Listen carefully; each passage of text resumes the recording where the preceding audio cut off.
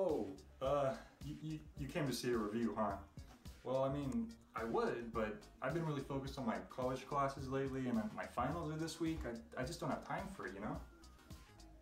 I mean, I want to, but I don't even have the game picked out, and my reviewing hat's at the cleaners. I don't even look like Jay right now. I look like reverse Jay. So yeah, I'd love to do a review, but you know, maybe I have time for one quick review, but that's it, okay? Oh. Bionic Commando. I forgot I had this game. Yeah, I think this would make a good review. They actually made a remake of it recently for some of the newer consoles. Although when I say newer consoles, it's actually the last generation now, but I don't know anything about that. But yeah, let's check it out. So the first thing that you notice with this game is that it was made by Capcom. Probably one of the best signs you'd want to have at the start of an NES game. We also get sort of a backstory. In 1980X. Ah yes, 1980X. So this game must take place shortly before Mega Man 2 then. So anyway, these evil dudes that kind of look like Nazis were trying to take over the world or something, so we sent our best hero, Super Joe, to stop them, before losing contact with him. So now the player's been sent in to rescue Super Joe. So, hold on a second. A guy named Super Joe, our best hero, couldn't complete the mission, and you're sending me out there? Alright. So the game begins with this cluttered map screen that sort of looks like a weird board game or something. It's a bit confusing at first, but I'll explain it as we go. For now, we just land in Area 1, the first level. The gameplay here is one of the most original I've seen in a video game. So how many side-scrolling platforming games do you know that don't have a jump button? The only game that comes immediately to mind is The Lost Vikings for Super Nintendo, but that was more of a puzzle platformer, and you can actually jump when using Eric the Swift. So anyway, the point I'm trying to make here is that Bionic Commando doesn't have a jump button. So how do you get around? Why, with your bionic arm, of course. This is the gameplay element that makes the game both fun yet frustrating. You use it to lift yourself to higher platforms and swing across gaps. It's a fun, fresh way to play an NES game, and the animation of your character twirling around is pretty cool. The frustration comes in the mastering of it. Because this style of gameplay is going to be new to most players, it will likely take some time getting used to. Mistiming jumps and bumping into walls are sure to lose you many lives, especially since your character dies in one hit at the start of the game. Luckily, however, you also start off with the basic gun. Most enemies take a few hits to kill and drop this bullet-shaped item. But this isn't ammo, as your gun fires infinitely. If you get enough of this item, then you can increase your health by 1 point. I'm not sure of the exact number, but every time you increase your health, it also increases the amount you need to do so grab them when you can. Occasionally, you'll come across a computer room. Here, you can contact friendly agents that will either give you tips or open up new areas for you.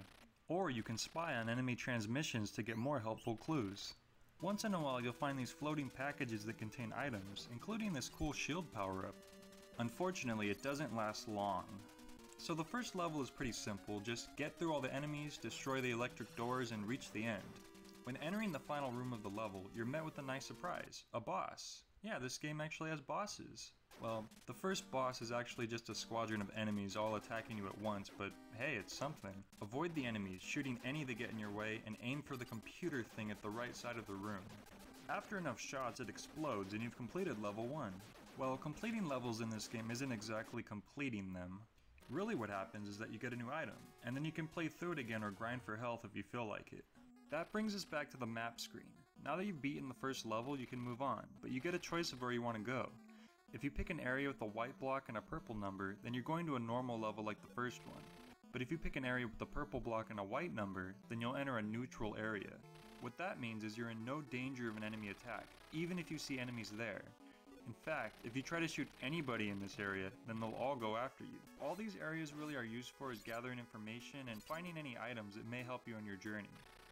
Of course, these guys sound nice that they're giving you free items, but you have to go in this dangerous area to obtain it.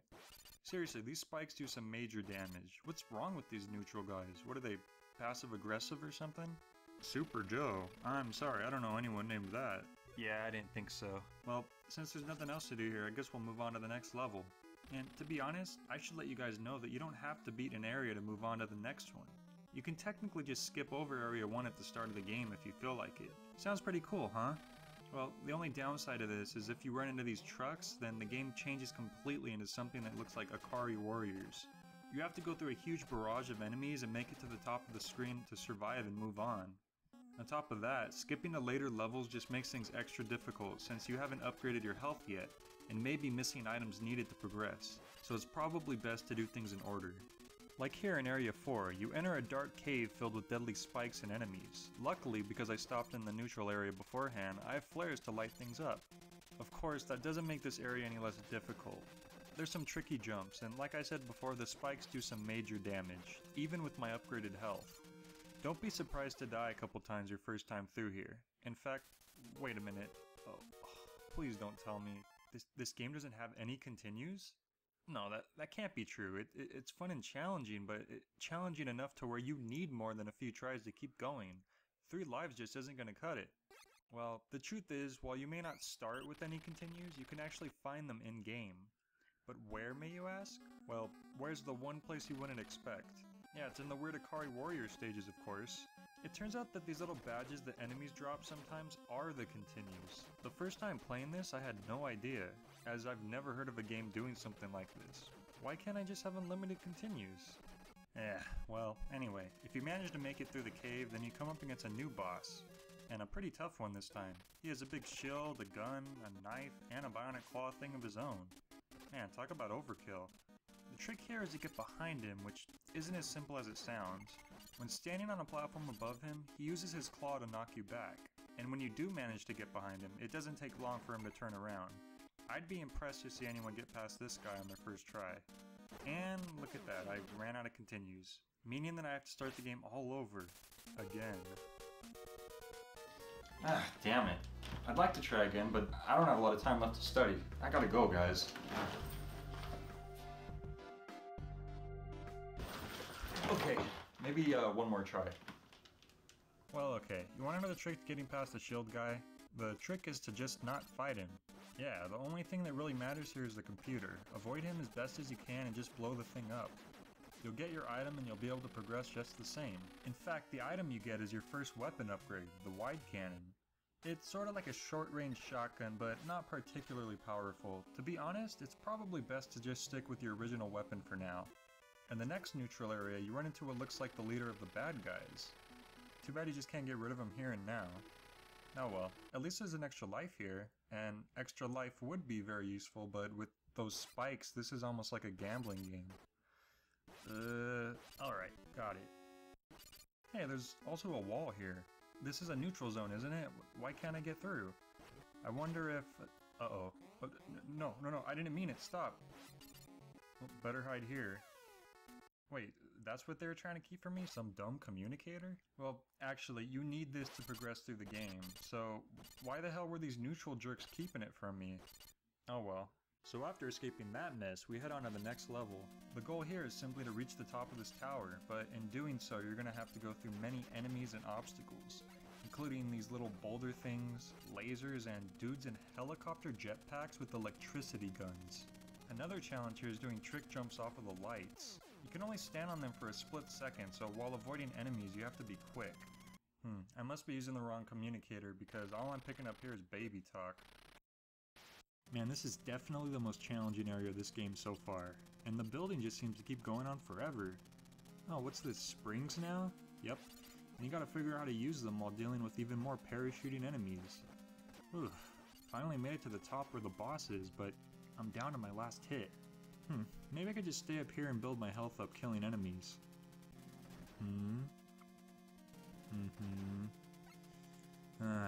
This is gonna take a while. Screw it. So the boss here is a big floating robot that shoots at you. Great. Well, if you're just patient and really careful, it shouldn't be too much of a problem. Just avoid the bullets whenever they come near you and then shoot when there's an opening. It'll take a little while, but it works. Ooh, and look at that. I got a rocket launcher. You can only fire one bullet at a time, but the shot fires all the way across the screen and does much more damage than your regular gun. Now we're up to another neutral area. Oh hey, they left the communicator out where I could get it this time. How nice of them. What's this though? Just an enemy soldier? Guess I'll go talk to him. Don't be hasty, advance with caution. What? That's it? You made me come up here for that? Alright. Ah, this dumb robot thing just hit me. Ah, what the... I was just trying to defend myself. Jeez. So, next up is a sewer level. Not too much to say here. There's water, there's dudes on these vehicle things, but thanks to your rocket launcher you can finish them off pretty easily. Besides some tricky jumps, it's a lot easier than the last level. And the boss? It's a squadron of enemies, just like the first area. Their placement is a little harder than before, but with your new weapon it only takes a few hits to destroy the computer. Next is a nature area. You have to deal with quicksand and giant spiders and butterflies and mutant plants? Okay, up until now this game was basically an army game. What's going on here? So the mutant plants are a pain because they eat you, causing you to lose a life. And with all these bugs flying around, it can make avoiding them pretty difficult. But once you get past all that, the inside is basically like a normal level. Here you find info that Super Joe's been taken to the disposal area. Do they mean the dump in Area 9? Well, anyway, the rest of this level is pretty basic, except for the part right before the boss room. There's actually some really tricky jumps that require precise control and timing, but if you can manage to get through that, then you just have to fight another floating robot. Ha, this will be much easier with my rocket. Look at that, it went down in one shot. Now I just have to... Whoa, did the computer learn how to defend itself? Jeez, that almost killed me. So let's stop in a neutral zone before moving on to the next level. Oh, never mind, I need a permit now for some reason. Whatever. Okay, so I keep saying this, but damn, this level is difficult. The normal enemies aren't too bad, but when paired up with these soldiers that send tiny drones at you, they become kind of hard to avoid. The real issue here, though, is the platforming. You keep having to cross these large gaps with nothing but lights to hang on to, and if you remember before, you can't stand on top of them. This makes every move that isn't perfect fatal, as you can't really save yourself once you've missed the next light. This isn't looking good, I'm losing a lot of lives here. Oh, thank God, I made it through to another area with even more lights. Great. Oh. No. Damn it. That's about it for me. I find this game to be pretty fun once you get the hang of it. Unfortunately, it does have its flaws though. Particularly the lack of continues. For a game this challenging, and levels that border on unfairly difficult, it really needs it. If I could just skip some levels when playing through again, that might make it better, but you're gonna have to go through it all again to get the items necessary to progress. This was an early Capcom title, so maybe they just hadn't figured out the right balance of difficult and ridiculous.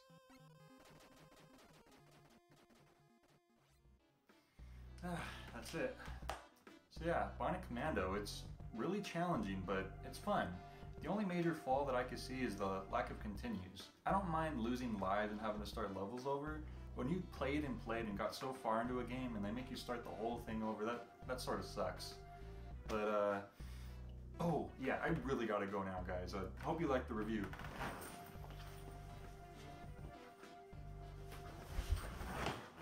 Okay, I don't have time to play any more of this game, but I really want to know what the final boss is. It's driving me crazy.